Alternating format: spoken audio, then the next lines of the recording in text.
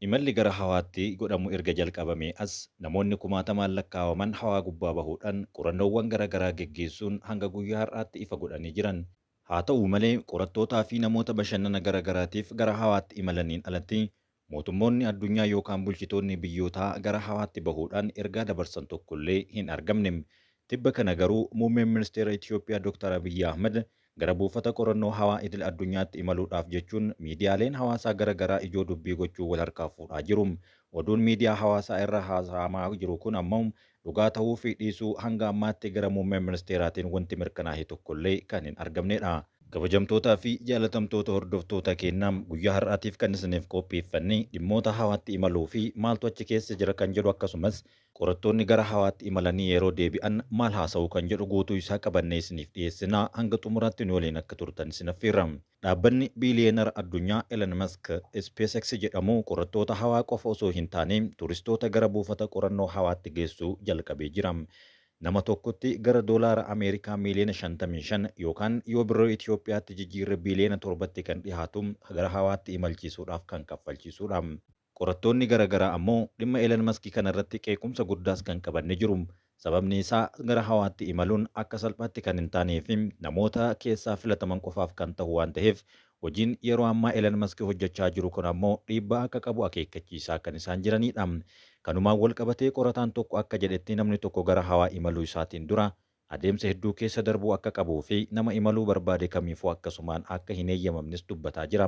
Imalichaan dura ammoo qorannoo fi leenjiin gahaan dursamee kan kennu ta'uunis imala kana keessatti waan eeramudha. Kana malees namni tokko gara hawaatti imaluu isaatiin dura qorannoo fayyaa irra deddeebiidhaan godhachuu fayya qabeessa ta'uu isaa mirkaneeffachuun dirqama jalqabaati. Gosa nyaataa namoota kanaaf kennan yookaan namoota hawaatti imalan kanaaf kennamu ammoo qofaa isaaniitti kan qophaa'anidha. Shaakala qaamaa dabalatee sochiin akkamii achi keessatti akka taasifamu ofumaayyuu uffanni isaan ittiin imalanillee adda akka ta'ee fi kanneen dhiiga isaanii fayyaduudhaaf akkasumas dhiibbaa dhiigaa isaaniitiif kan safaranis ta'uun gana keessatti gabaafamee jira. Kana gochuudhaaf ammoo yeroo baay'ee waan gaafatuuf namni callisanii gara hawaatti imaluun akka hin danda'amnes gabaafama. Imaltoonni gara buufata hawaa deeman uffata G-Suite jedhamu kan uffatan yommuu ta'u, dhiignii fi dhangala'aan qaama keessaa akka madaala eeggatu kan taasisudha. Namoonni gara hawaa imalan dursa qorannoo irra deddeebii hedduu gochuu kan qaban kaasuudhaan kunis ammoo erga imalanii miidhaa fayyaa biraatiif saaxilamuun waan malaniif kan jedhus ni qoratama. Buufata hawaa irratti lafee qaama namaa baay'ee haphatu kan danda'uu fi kanumaan wal qabatee foon isaanii kan caccabu akkasumas kan shuntuuru ta'uu danda'a. Dhangala'aan qaama keessaa kallattii isaa jijjiiruu kan danda'uu fi onneen isaa yeroo lafa jirtutti dhiiga hin raabsitu ofiiyyuu waan biraatti jijjiiramuu dandeessi jechuun qorattoonni sodaa qabanis kan isaan agarsiisanidha. Itti dabaluun ammoo hirribni akka malee ni jijjiirama. Buufanni hawaa kun guyyaa tokkotti yoo xiqqaate yeroo 16 lafatti naanna'a jedhama. Daqiiqaa 93 keessatti ammoo yeroo tokko kan naanna'udha. Kanaaf si'a hirribaa guutumaan waan jijjiiruuf balaa guddaa qabaachuu akka danda'us ni ibsama. Namoonni gara hawaa deemanii dhufan argitee yoo jiraatte jedhan qorattoonni kunneen fuulli isaanii kan furdatuu fi yookaan qaamni isaanii guutuun kan bokoku waan ta'eef kuni jijjiirama guyyoota keessatti qaama isaanii irratti mul'atanidha. Namni gara buufata hawaatti imalu dursee shaakala qaamaa gochaa kan qabuu fi guutuu isaa erga mirkaneeffatee booda ji'oota hedduuf ammoo qophii gochuu itti fufa. Qophii xiinsammuu kan mataa isaa leenjii kan barbaadu yoo ta'u gara hawaa imaluu isaatiin caalaa bu'a qabeessa akka ta'uuf kan isa taasisudha. Qorannoon kun ammoo namoota hedduuf kan godhamu yommuu ta'u keessumaa namoota gara hawaatti imalla jedhaniif dirqama kan ta'udha. Rakkoon namoota gara hawaatti imalan mudatu rakkoo lafarraa furuudhaaf kan gargaaru ta'u fakkeenyaaf namni tokko gaafa gara hawaatti imalu maaliif fuulli isaa yookaan foon isaa shuntuura kan jedhu ammoo dulluma lafatti isa mudatu furuudhaaf sababa ta'uu kan gargaaru jechuun gabaasaan garaagaraa ni eerum. Waggoota dheeraadhaan dura gara buufata qorannoo hawaa kan deeman qorattoota qofa turan yeroo ammaa kana garuu warroonni bashannanaaf gara hawaatti imalanis lakkoofsi isaanii dabalaa jira. Imalli gara hawaatti taasifamu kun baay'ee qaalawaa waan ta'eef turistootaafis ta'ee qorattootaaf hedduu carraa guddaa kan hin uumnedha. Kunis dhiheenya kana keessoo turistoonni gara garaa yeroo gara hawaatti imaluun bashannanaaf itti dhimma bahuu jalqaban keessatti ammoo qaalii ta'uun isaa akkaanuu dabalee jira. Kanaan dura gara hawaatti imaluun qorattootaaf qofa kan ture yommuu ta'u isumaayyuu lakkoofsi isaanii addunyaa irraa nama muraasa qubaan lakkaa'aman ture. Dhiheenya kana garuu turizimiidhaaf warri gara hawaatti balali'an hedduun lakkaa'amaatii kan isaan jiran. Rakkoon biraa hawaa keessatti nama mudatu zeeroo giraafitiidha. Hawaa keessatti harkisni dachee yookaan giraafitii kan jedhamu waan hin jirreef waan ol darbame tokko hammi isaa harkisee gadi deebisus hin jiru. Waan lafa jirus wanti isa ol baasu hin jiru. Gama oliittis harkisee wanti achirratti isa hambisu kan hin jirre waan ta'eef gidduu keessatti hafuun isaanii rakkoo biraa ta'uu ni himama. Ulfaatinni nama kamiiyyuu zeeroo kan ta'uu fi dhalli namaa buufata hawaa keessaa yeroo gahan akkuma afuuffee qilleensarra bololi'uu wayii ta'a malee ol bahuu yookaan lafatti kufuun isaan irra hin jiraatu. Kanaaf hawaa keessatti dhaabbachuu yookaan wanti kufuu jedhamu tokkollee hin hojjetu.